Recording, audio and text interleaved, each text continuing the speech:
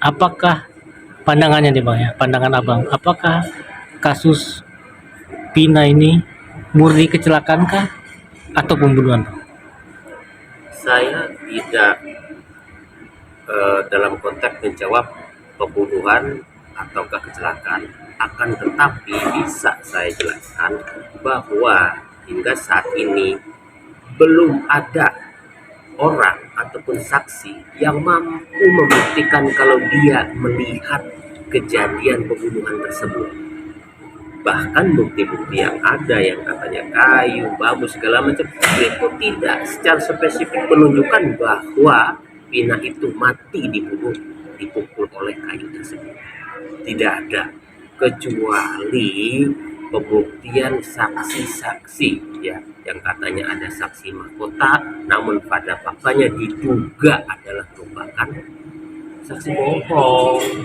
Seperti itu gitu loh Bang. Gitu. Jadi ya itulah gitu.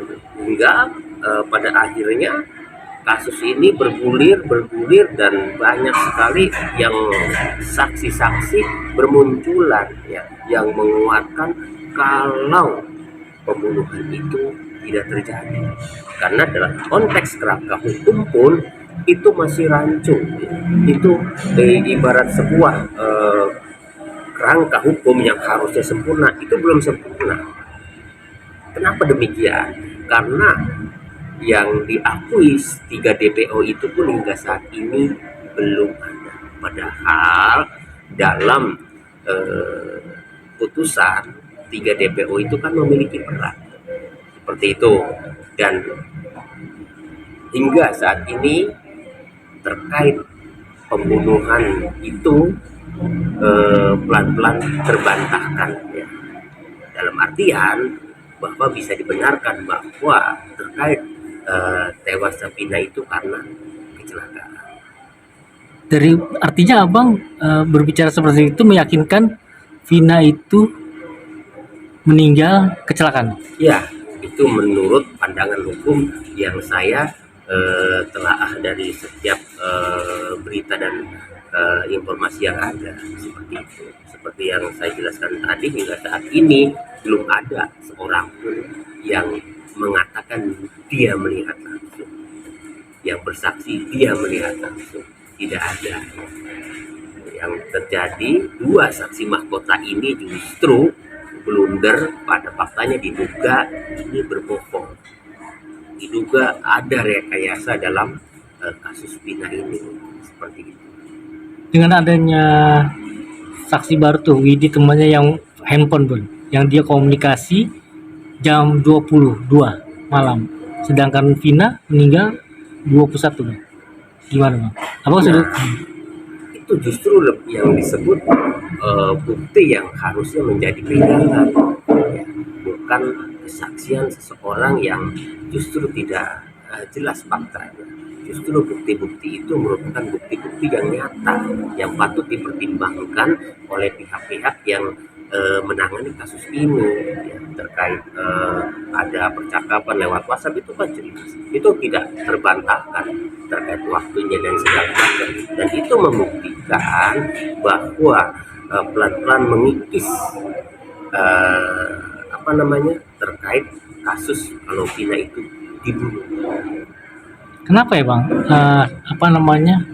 Handphone itu baru mencuat baru-baru ini Bang. Kenapa tidak dari tahun 2016? Nah, itu juga perlu dipertanyakan ya terhadap penyidik-penyidik yang selama ini menangani kasus Vina ini, para tersangka ini, gitu. Seperti itu.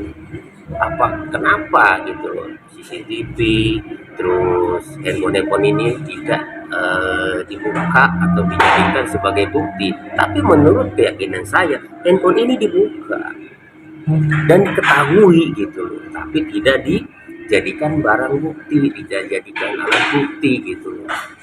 Seperti itu. Entah kenapa demikian ya, kembali harusnya dipertanyakan terhadap yang memeriksa para tersangka saat itu. Kenapa? Sekali lagi Abang meyakini gak ketika PK-nya Saka Tatal akan diputus atau memang nanti ditolak kah? Atau diterima atau memang nanti diperpanjang Mahkamah Agung, maksudnya diundur atau gimana bang? Kan ini paling paling lama kan 30 hari bang dari sidang. Iya, bila merunut dari bukti-bukti yang ditunjukkan oleh pihak Sakatatal, juga bukti-bukti di luar itu yang sekarang termasuk saksi tadi ya yang menjelaskan terkait chat antara Vina dengan dirinya, itu pun sudah harusnya membuat keyakinan hakim untuk memutus ya kalau memang pembunuhan itu tidak ada dan Sakatatal bukan pelaku pembunuhan itu. Nah, ini kan yang menjadi problem tersendiri ya buat majelis hakim yang menangani ini. Apakah berani gitu loh untuk memutus sesuai harapan publik, sesuai fakta-fakta yang ada, ataukah seperti apa ya? Karena dua-duanya ini memiliki tanggung jawab dan risiko atau memiliki dampak ya. Kalau misalkan PK Sakatatal ini diputus atau diterima atau dianggap dalam putusannya Sakatatal ini adalah tidak bersalah dan pembunuhan itu tidak ada, maka dampak yang akan timbul adalah bahwa terpidana lain pun memiliki hak yang sama, dimungkinkan nasibnya akan sama seperti Sakatatal. Dampak terhadap institusi apa? Jelas akan ada dampak terhadap kepolisian, kejaksaan, pengadilan. Ya pastinya dampak tercoreng, akan buruk bahwa penanganan selama ini adalah salah seperti itu ya. Nah, ini semua kembali pada majelis hakim ini seperti apa. Tentunya majelis hakim memiliki kewenangan, bukti-bukti dan keyakinan untuk memutus kasus PK-nya Sakatatal ini ya. Semuanya kewenangan majelis hakim dan kita percaya bahwa keputusan majelis hakim itu merupakan keputusan yang tepat dan harus diterima oleh semua pihak. Walaupun dampak itu ada ya harusnya legowo aja seperti itu.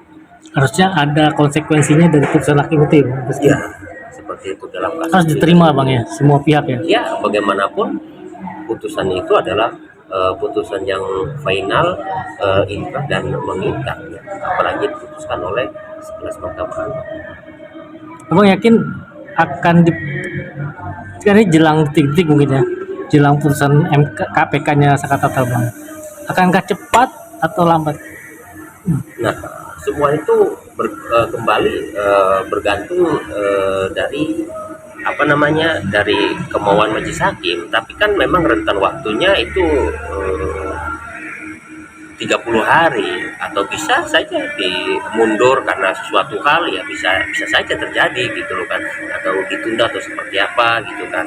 Jadi semua itu bisa dimungkinkan ya tergantung kemauan dari majelis hakim itu. Kalau mau cepat pun besok pun bisa saja seperti itu. Oke, siap, thank you bang.